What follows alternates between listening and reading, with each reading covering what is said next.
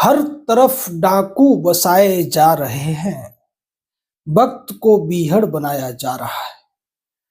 नमस्कार, मैं जनमक्ता शिवम गौतम और अपने कुतर्कों के लिए कुख्यात हो चुके कुत्तों के वकील कपिल सिब्बल को आज फिर से सुप्रीम कोर्ट में जिस तरीके से कुतर्क करते हुए, गिड़गिड़ाते हुए देखा गया है, उससे ऐसा लगता है कि सिब्बल सिंघवी टाइप के जो वकील हैं, सुप्रीम कोर्ट के कुछ जजों के सामने उनकी चल नहीं पा रही है। मामला था, आपको याद होगा, लद्दाख हिंसा के दोषी और इसीलिए पिछले कई महीनों से जेल में पड़े हुए सोनम वांगचुक की जमानत या फिर कहें कि उसके डिटेंशन को अवैध ठहराने का। आर्टिकल 32 के तहत उसके लिए हेबियस कॉर्पस की एक याचिका डाली गई है और सिब्बल ने पिछली कई सुनवाइयों में यही साबित करने की कोशिश की है कि भारत के संविधान का जो अनुच्छेद 22 है, जो ये कहता है कि किसी भी व्यक्ति को उसकी गिरफ्तारी से पहले वो सारे कारण बताने पड़ेंगे जिनकी वजह से उसे गिरफ्तार किया जा रहा है। पिछली कई सुनवाइयों में सिब्बल के कुतर्कों पर सुप्रीम कोर्ट के जजों ने कोई ध्यान नहीं दिया। आज फिर जो सिब्बल है उसका पाला पड़ा जस्टिस अरविंद कुमार की बेंच से, जिन्होंने पिछले दिनों भी सिब्बल की एक नहीं सुनी थी। सिब्बल ने आज कुतर्कों की हद करते हुए सोनम वांगचुक की तुलना महात्मा गांधी से कर दी और ये कहने की कोशिश की कि जैसे महात्मा गांधी ने नॉन कॉपरेशन मूवमेंट को बीच में रोक दिया था क्योंकि चौरी चौरा की हिंसा हो गई थी, उसी तरीके से सोनम वांगचुक ने भी 24 सितंबर की हिंसा के बाद अपनी भूख हड़ताल को खत्म करने और हिंसा का समर्थन न करने का भाषण दिया था। सिब्बल ने कहा कि डिटेनिंग अथॉरिटी जो है उसने वांगचुक को जो कागज उपलब्ध कराए थे उसमें वो वीडियो नहीं दिए गए थे जिनके आधार पर वांगचुक को गिरफ्तार किया गया या फिर वांगचुक अभी भी जेल में है। यानी सिब्बल ये कहना चाह रहा था कि जिस कागज में जो 4 वीडियो की लिंक एनएसए के तहत जब वांगचुक को गिरफ्तार किया गया था तो उसको दी गई थी, एक लैपटॉप भी उसको दिया गया था। सिब्बल का ये कहना है कि वांगचुक को वो वीडियो पेन ड्राइव में या लैपटॉप में उपलब्ध कराए जाने चाहिए थे। अब एक सामान्य सा सवाल है कि किसी व्यक्ति ने अगर 4 जगह 4 बातें कही हैं और उसे पता है कि वो वीडियो बने हैं, तो फिर उस व्यक्ति को केवल जिक्र करने की जरूरत होती है कि तुमने वहां पर ये सब कहा है। लेकिन सिब्बल ये कहते हुए नजर आ रहे हैं कि वांगचुक ने जो कहा, जो वीडियो थे जो कि खुद वांगचुक के ही थे, वो उसे दिखाए जाने चाहिए थे और चूंकि वो वीडियो नहीं दिखाए गए हैं इसलिए भारत के संविधान के आर्टिकल 22 का उल्लंघन हुआ है और ये जो गिरफ्तारी है, ये जो हिरासत है, ये अवैध है। आप सोचिए सिब्बल किस तरीके से कुतर्क करने में माहिर है और कहां-कहां से चीजों को ढूंढ कर लाता है। पहले सिब्बल ये कहने की कोशिश की कि सिब्बल ने कई सुनवाइयों में कि वांगचुक को उसके हिरासत में लिए जाने का, उसकी गिरफ्तारी का कारण ही नहीं बताया गया है। जब प्रोसिक्यूशन की तरफ से यह सिद्ध कर दिया गया कि वांगचुक को उसकी गिरफ्तारी के कारण दे दिए गए थे, तो अब सिब्बल नए कुतर्कों को लेकर सामने आ चुका है। सिब्बल हो, सिंघवी हो या इसी तरीके के जो दूसरे वकील हैं, सिद्धार्थ लूथरा, सिद्धार्थ दवे, ये एक लंबी लिस्ट है इन लोगों की। ये सब किसी भी केस में अपराधी को बचाने के लिए, अपराधी के फायदे के लिए कहीं न कहीं चूक ढूंढने की कोशिश करते हैं, या तो वो चूक कानून में हो या फिर जो प्रक्रिया अपनाई गई है उसके अंदर हो। इनकी कोशिश ये होती है कि कहीं भी अगर एक हल्की सी भी चूक नजर आ जाए तो उसी को आधार बनाकर जजों को कंफ्यूज किया जाए या फिर इनके शब्दों में कन्विंस किया जाए और इस तरीके से अपराधियों को छुड़ा लिया जाए। ऐसा ही करने की कोशिश सिब्बल के द्वारा वांगचुक के केस में की जा रही है।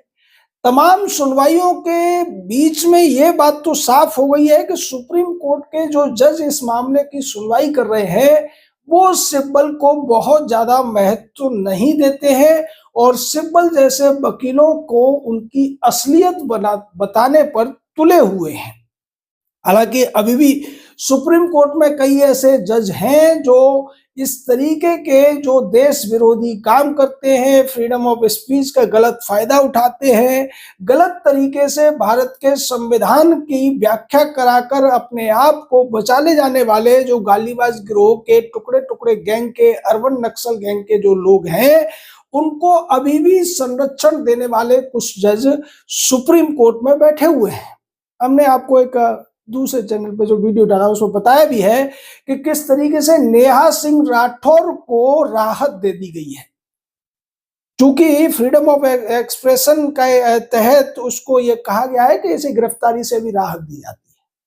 है। जब तक ऐसे लोगों के खिलाफ कड़ी कार्रवाई नहीं की जाएगी, कानूनों का पालन कड़ाई से नहीं किया जाएगा, तब तक ऐसे लोग सुधरने वाले नहीं हैं। नेहा सिंह राठौर अभी जेल से बच रही थी और वो फिर से इसी तरीके के अपने पुराने हथकंडे अपनाती हुई नजर आ रही है। वो अजीबोगरीब गाने गाती है और उसी तरीके से जो मामला बांगचुक का है, बांगचुक ने जो वीडियो जो उसकी गिरफ्तारी का आधार बने हैं, उसमें एक वीडियो में उसने ये कहने की कोशिश की थी कि इस बार अगर चीन ने भारत पर आक्रमण किया तो लद्दाख के लोग भारत की सेनाओं का साथ नहीं देंगे, बल्कि हम लोग अलग बैठकर तमाशा देखेंगे। आप सोचिए कि क्या ऐसे व्यक्ति की तुलना महात्मा गांधी से की जा सकती है,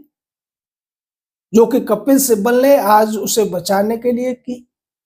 सिब्बल का यह कहना है कि जिन वीडियो को आधार बनाकर उसकी गिरफ्तारी की गई है, उसके अलावा उन वीडियो को भी ध्यान में रखना चाहिए जिसमें उसने हिंसा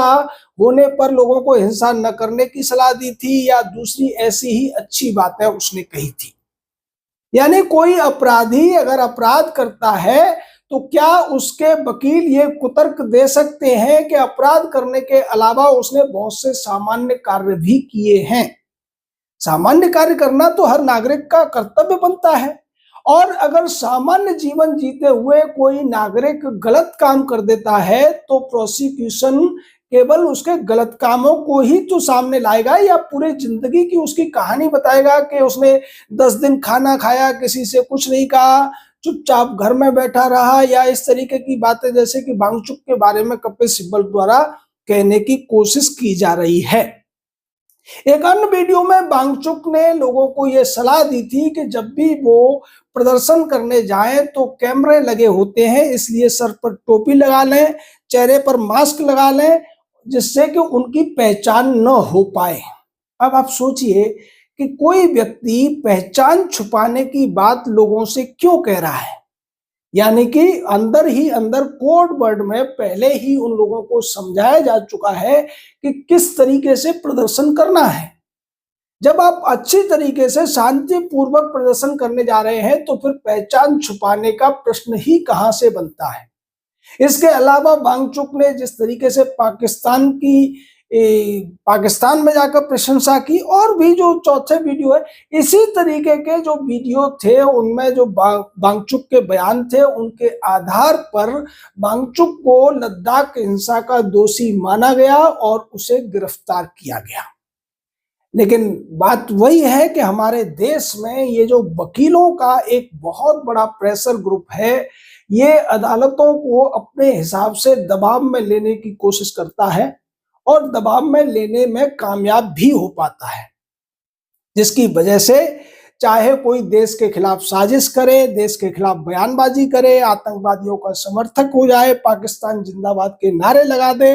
पाकिस्तान के कृत्यों की बड़ाई करने लगे, भारत की सेना पर सवाल उठाने लगे, भारत की सेना के खिलाफ बातें करने लगे,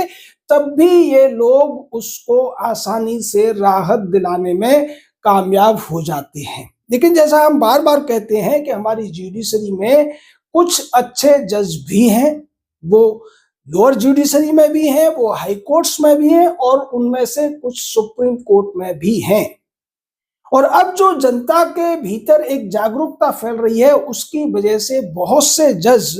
जो इन सब बातों को देखकर भी चुप रहते थे, अब वो एक्टिव होते हुए नजर आ रहे हैं।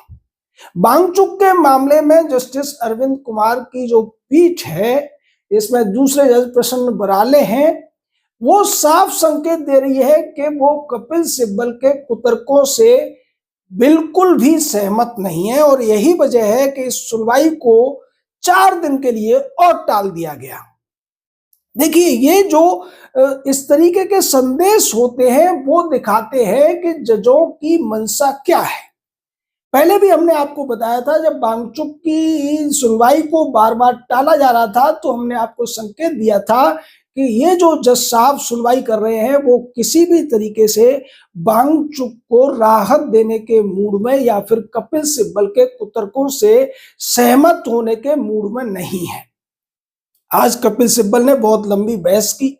बहुत सारे कुतर्क रखे, बहुत सारी बातें की, उसके बावजूद आज सुप्रीम कोर्ट की बेंच ने इस सुनवाई को सोमवार तक के लिए स्थगित कर दिया है। आप एक बात ध्यान रखिए, जब किसी अपराधी को राहत दी जाती है तो इस तरीके से लंबी डेट नहीं दी जाती, बल्कि या तो फैसले को रिजर्व रख लिया जाता है या अगले दिन सुनवाई के लिए कह दिया जाता है। यानी यहां पर स्पष्ट है कि एक बार फिर से कपिल सिब्बल, जो कुत्तों के वकील के तौर पर फेमस हो चुका है, इस मामले में उसको मुंह की खानी पड़ेगी और ये देश के लिए बहुत अच्छा है। देश के खिलाफ साजिश करने वालों को इससे एक अच्छा संदेश जाएगा। आपका इस पूरे मामले पर क्या कहना है, अपनी राय दीजिए। और देखिए, हम जो ये वीडियो बनाते हैं, हमारा मकसद सिर्फ यही है कि अदालत में जो कुछ चल रहा है उसको जनता की अदालत में रखा जाए, क्योंकि जनता की अदालत सुप्रीम कोर्ट और हाई कोर्ट से भी ऊपर है। इसीलिए हम केस जो भी उठाते हैं उसकी सारी बारीकियां आपके पास रखते हैं, आपके सामने रखते हैं और आपकी राय मांगते हैं कि आप, यानी इस देश की सबसे बड़ी अदालत, इस बारे में क्या सोचती है। राय दीजिए, हमारे साथ जुड़े रहिए, चैनल को लाइक कीजिए, सब्सक्राइब कीजिए, नोटिफिकेशन दबाइए और हाइप भी कीजिए, क्योंकि हाइप करने से वीडियो की रीच बढ़ती है। जय हिंद, जय भारत।